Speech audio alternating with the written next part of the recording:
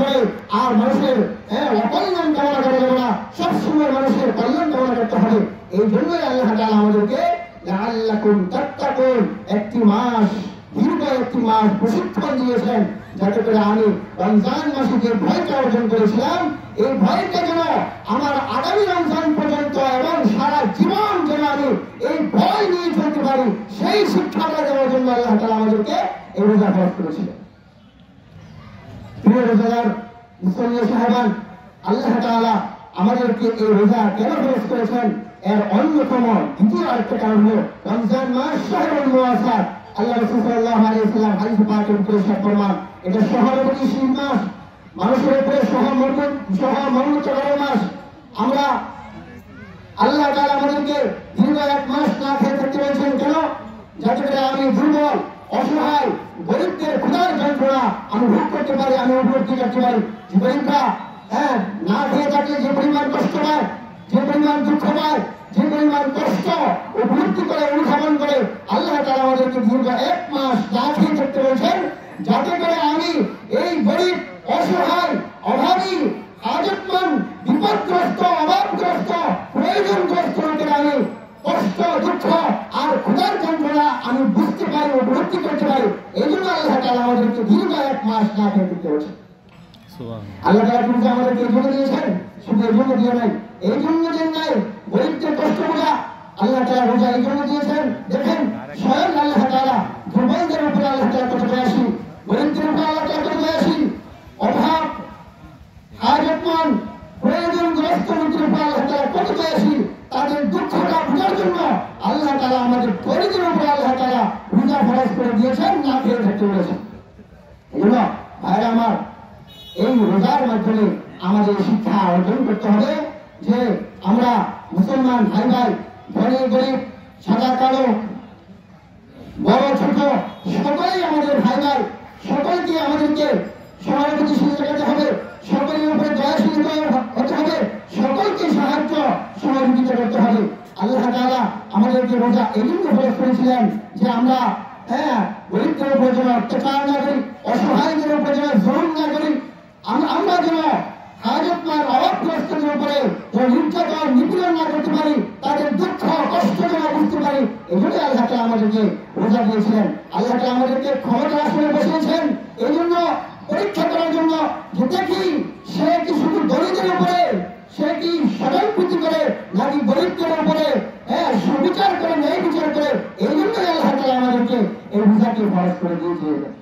সম্মানিত মুসলিম, আমি আল্লাহ তাআলা যে কারণে রোজাকে ফরজ করেছিলেন এর মধ্যে থেকে দুটা মহৎ উদ্দেশ্যের কথা আমি আলোচনা করলাম।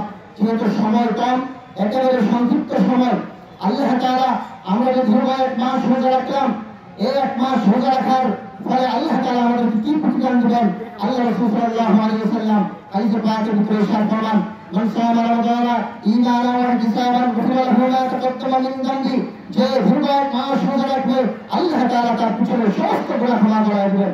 যে ব্যক্তি দীর্ঘ এক মাস লাইলাতুল কিয়াম, সালাতুল কিয়াম, তারাবির নামাজ আদায় করবে আল্লাহ তাআলা তার পিছনে সমস্ত গুনাহ ক্ষমা করে দিবেন। যে ব্যক্তি লাইলাতুল কদরের রাতে ইবাদত করবে আল্লাহ তাআলা তার পিছনে সমস্ত গুনাহ ক্ষমা করে দিবেন। আমি কি প্রশ্ন করি, আমাদের সবচেয়ে সেরা দিন এবং খুশির দিন কোনটি? আমাদের উত্তরটা এই তিনটাই হওয়া উচিত।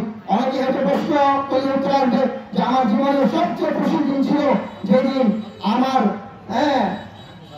বাসর রাত হয়েছিল, আমি নতুন বিবাহ করেছিলাম, এই দিনটা আমার সবচেয়ে খুশির দিন।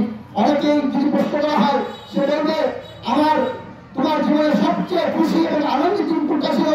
কেউ হয়তো বলবে আমার জীবনের সবচেয়ে আনন্দ এবং খুশির দিন ছিল যেই দিন আমি চাকরিটা পেয়েছিলাম।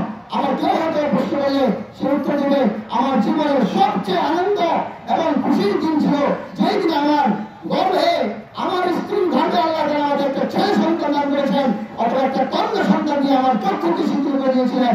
এগুলো সব প্রশ্নগুলো সুন্দর, কিন্তু আমাদের উত্তর হওয়া চায় আমাদের জীবনের সবচেয়ে খুশি এবং আনন্দের দিন হলো এইটা, যেই দিন আল্লাহ তাআলা আমাদের প্রায় 60 বছরের গুনাহকে আল্লাহ তাআলা আমাদের থেকে মুছে দিয়েছেন, ক্ষমা করে দিয়েছেন।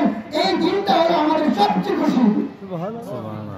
এই জন্য রাসূল সাল্লাল্লাহু আলাইহি ওয়াসাল্লাম বলেছেন, মান সামা রমাদান, যে ব্যক্তি রোজা রাখবে তার পিছনে সমস্ত গুনাহ ক্ষমা করে দেওয়া হবে। আমাদের তাদের উপরে 100 বছরের গুনাহ ছিল, 50 বছরের গুনাহ ছিল, 80 বছরের গুনাহ ছিল, কিন্তু আল্লাহ তাআলা এই রোজার মাধ্যমে আল্লাহ তাআলা আমাদের সমস্ত গুনাহকে ক্ষমা করে দিবেন। এই দিনটা আমাদের জন্য সবচেয়ে খুশি এবং সবচেয়ে আনন্দের দিন। হুজুর পাক সাল্লাল্লাহু আলাইহি ওয়াসাল্লাম হাদিসে পাকের ভিতরে ইরশাদ ফরমান, কেউ যদি রোজা রাখে, এই রোজা তার জন্য কিয়ামতের দিন সুপারিশকারী হিসেবে তার জন্য জাহান্নাম থেকে মুক্তির জন্য সুপারিশ করবে। আমরা দুনিয়াতে বিভিন্ন ধরনের কাজ করার জন্য, বিভিন্ন ধরনের কাজটা সহজ হওয়ার জন্য অনেক ধরনের মাধ্যম খুঁজি, অনেক ধরনের লিঙ্ক খুঁজি, বড় বড় মাধ্যম খুঁজি। এই রোজা আখিরাতে আমাদের জন্য বড় উপকারী কারণ হবে, আমার জাহান্নামের আগুন থেকে মুক্তির কারণ হবে। আল্লাহ তাআলা এই রোজাদারদের জন্য জান্নাতের একটা আলাদা স্পেশাল গেট রেখে দিয়েছেন, যে গেট দিয়ে একমাত্র রোজাদাররাই প্রবেশ করতে পারে। প্রিয় ভাই আমার, যারা রোজা রাখেন নাই, সময় অতি কম, যারা রোজা রাখেন নাই, আমরা তাদেরকে বলবো, আমি শুধু রাসূল সাল্লাল্লাহু আলাইহি ওয়াসাল্লামের একটা হাদিস, একটা বাণী শুনে আমি আমার আলোচনা শেষ করে দিয়েছি। আল্লাহ রাসূল সাল্লাল্লাহু আলাইহি ওয়াসাল্লাম প্রথম মিম্বরে উঠলেন, বললেন আমিন। আল্লাহ রাসূল সাল্লাল্লাহু আলাইহি ওয়াসাল্লাম দ্বিতীয় মিম্বরে উঠলেন, বললেন আমিন। আল্লাহ রাসূল সাল্লাল্লাহু আলাইহি ওয়াসাল্লাম তৃতীয় মিম্বরে উঠলেন, বললেন আমিন। সাহাবায়ে কেরাম জিজ্ঞাসা করলেন, ইয়া রাসূলুল্লাহ, ইতিপূর্বে আমরা কোনোদিন আপনাকে এমন ভাবে আমিন বলতে দেখি নাই যেভাবে আজকে দিনে আপনাকে আমিন বলতে দেখেছি। রাসূল সাল্লাল্লাহু আলাইহি ওয়াসাল্লাম বললেন যে জিবরাইল আলাইহিস সালাম সবেমাত্র আমার কাছে আসছেন, এসে বললেন যে যারা তিনটি কাজ করবে না তাদের জন্য ধ্বংস অনিবার্য। এর মধ্যে থেকে একটা ছিল যারা রমজান মাস পাইল, যারা লাইলাতুল কদর পাইল, যারা সিয়াম 17 মাস পাইল, কিন্তু তারা তাদের জীবনের গুনাহকে ক্ষমা করতে পারল না। জিবরাইল আলাইহিস সালাম বললেন তাদের জন্য ধ্বংস অনিবার্য, তাদের জন্য অভিশপ্ত। আল্লাহ রাসূল সাল্লাল্লাহু আলাইহি ওয়াসাল্লাম বললেন, আমি বললাম আমিন। এখন ভাই আমার, যারা রোজা রাখেন নাই তারা একটু এই হাদিসটা নিয়ে একটু চিন্তা করেন, একটু গবেষণা করেন যে আমি কার অভিশপ্তের ভিতরে আছি, আমি আল্লাহর অভিশপ্তের ভিতরে আছি, আমি রাসূল সাল্লাল্লাহু আলাইহি ওয়াসাল্লামের অভিশপ্তের ভিতরে আছি। এজন্য আজকে থেকে আমরা এই শিক্ষা অর্জন করেন, তওবা করেন, আর জীবনের জন্য যদি আমরা বেঁচে থাকবো, আর কোনোদিন আল্লাহর নাফরমানি করবো না, আর কোনোদিন আমরা এই রোজা থেকে গাফিল থাকবো না। আল্লাহ তাআলা আমাদের সকলকে আল্লাহর সমস্ত বিধিবিধান এবং আল্লাহর সমস্ত হুকুম আহকাম, আল্লাহর সমস্ত আইন মেনে চলার তৌফিক দান করুন। ওয়া আখিরু দাওয়ানা আলহামদুলিল্লাহি রাব্বিল আলামিন।